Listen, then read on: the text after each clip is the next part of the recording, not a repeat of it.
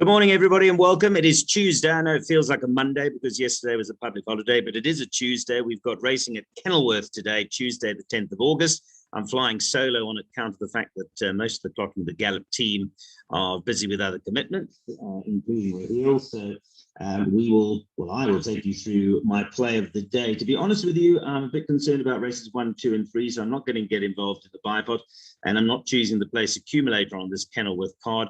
I'm going straight for the Jackpot, which starts in race 4. If you want to try and play a pick 6, well, the first leg is a huge field, and you've got to have a look at the betting and horses on the way down to the start. But I've taken a more conservative approach and gone for the Jackpot. So let me share with you how I'm going to play today, as it were, and go through the slides that I've put together, and hopefully this works.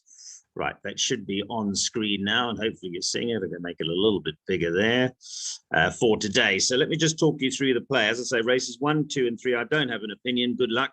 You're on your own there. But I'm going to play towards the Jackpot on the card, which starts with the race 4. That's Jackpot 1 at 14.35.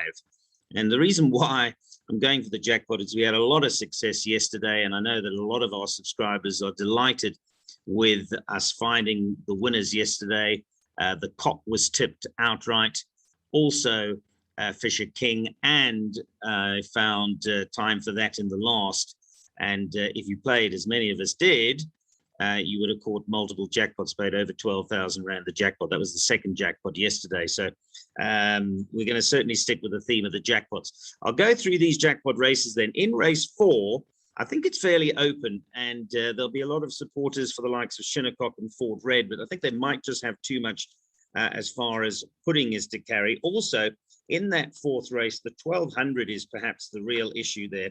If you have a look at Shinnecock, even though Smunga Kamalo is riding it, it hasn't won over the 6 furlongs. And interestingly enough, neither is Fort Red, and they're carrying 61 and 58. I think they could both possibly pop up, which is why I'm going to suggest the alternative banker option for you, which comes up a bit later. You can see the alternative bankers. But in my flat perm, I'm going 3, 4, 5, 6, 8, and 9. I think the question here is that the distance of 6 furlongs is critical.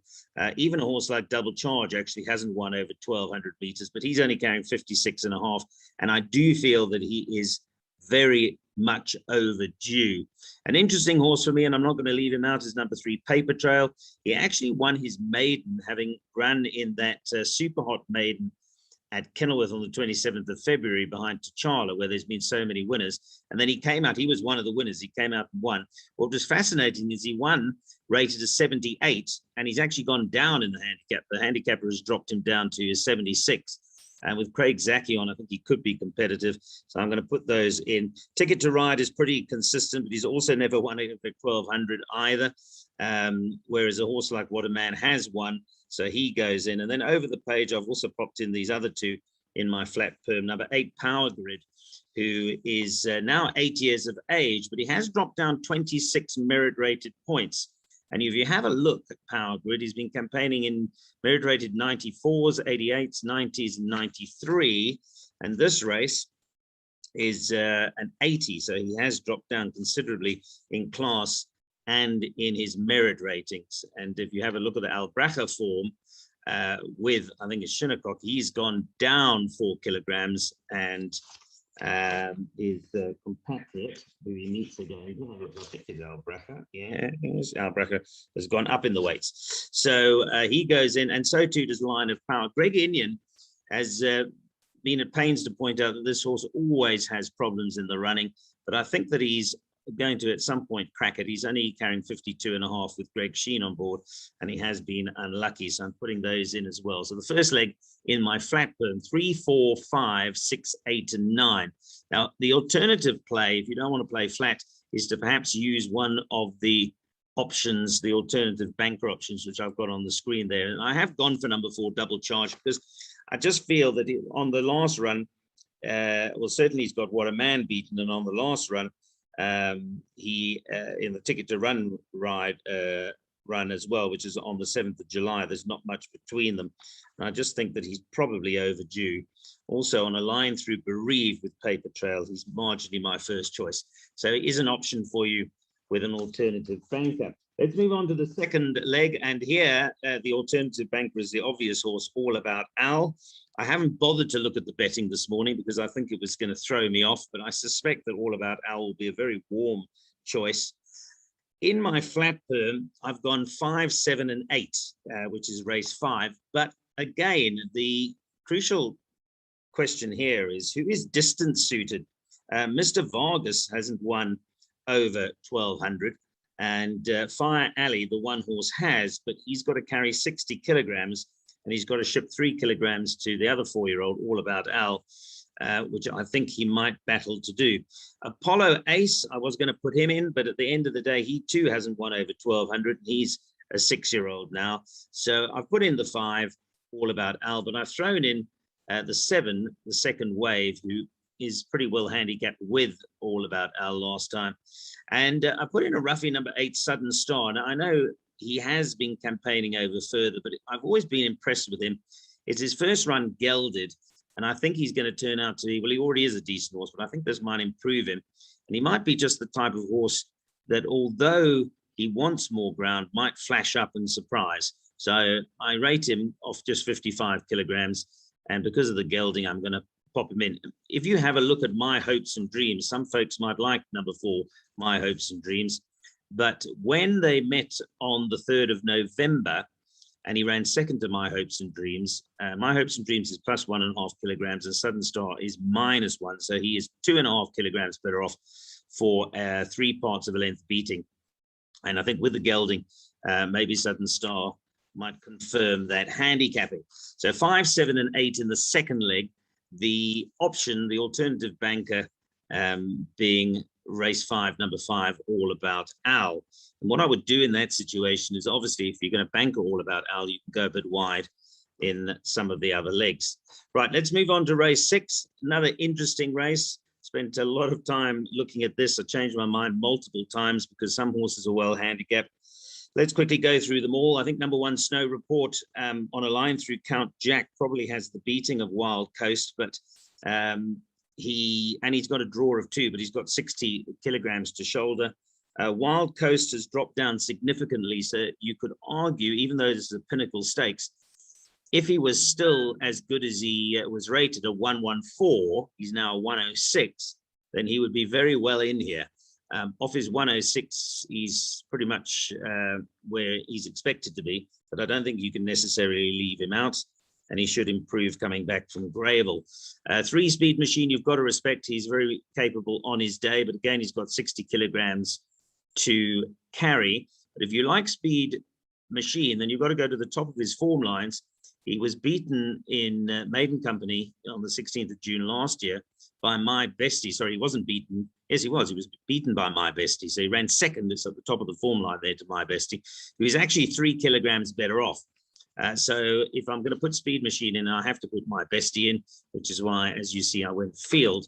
Captain of Stealth is actually probably my first choice in the race. Maybe is another option. But I think it's a very competitive race. I think he'll go particularly well from the 1 draw. We all know that he likes to bounce and go handy, and I think he'll run his honest kind of race. But again, 60 kilograms, he's in that bracket, which he's got a bit of pudding to carry. Pinkerton's got obvious form. Grant Van Niekerk rides. He's come back from Gravel, but I don't think he's likely to be any value. Icon Princess, I was going to leave it out, but you can't really because she's best weighted.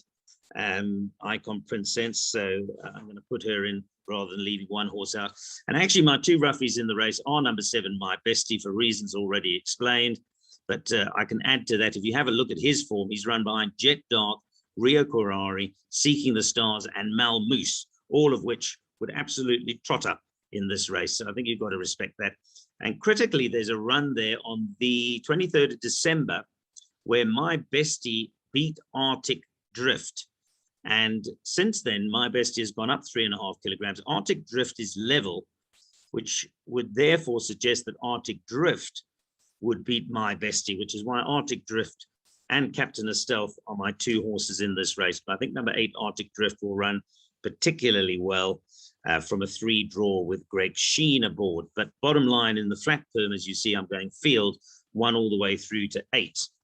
Right, then on to the last leg of the first jackpot, and this makes it a 720 Rand perm. There is a scratching here. Number 1, Double Mint is scratched. Well, actually, number 1, Double Mint, and number 4, Strathton are scratched. I left number 1, Double Mint in because I think that 3, Sachdev might be tote favorite, and Sachdev, as you see on the alternative bankers, is my first choice. As a result, if he is tote favorite, I want to double up with that because he is my first choice. So I couldn't leave number 2, Hoodoo Magic, out because he comes in to the race on some form lines. And I've effectively gone 1, 2, then 3, Sachdev. I've thrown in number 5, Love Happens. He's pretty consistent. Craig Zacky's got some nice rides for Justin Snaith today, and this one is drawn 2. And then the old fella, another old fella, number 6, Majestic Mozart. Well, he is knocking on his 3rd career victory. I've mentioned before, I find it astonishing that he's only a 2-time winner, Majestic Mozart, because during his career, he's run with some of the best, but he's only managed to win 2 races.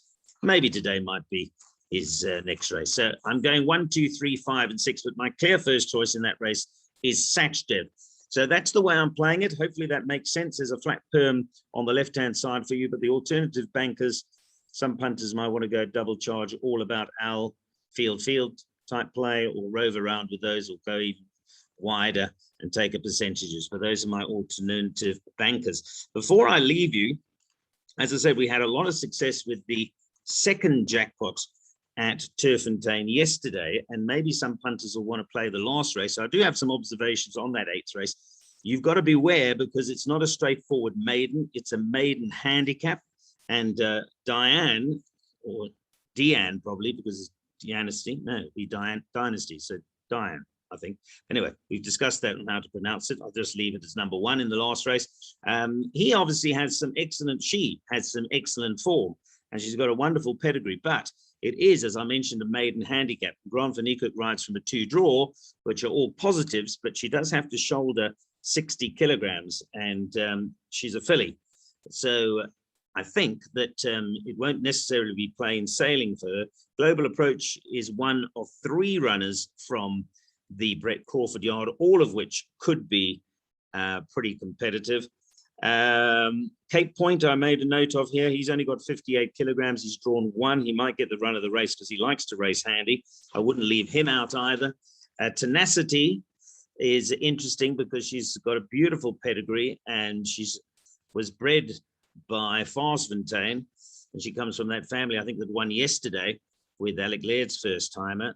So I wouldn't leave her out necessarily. But then we get to some value plays. I think number 5, Fly Over, carrying 57.5 kilograms, might run a nice race. Craig Zachy rides him.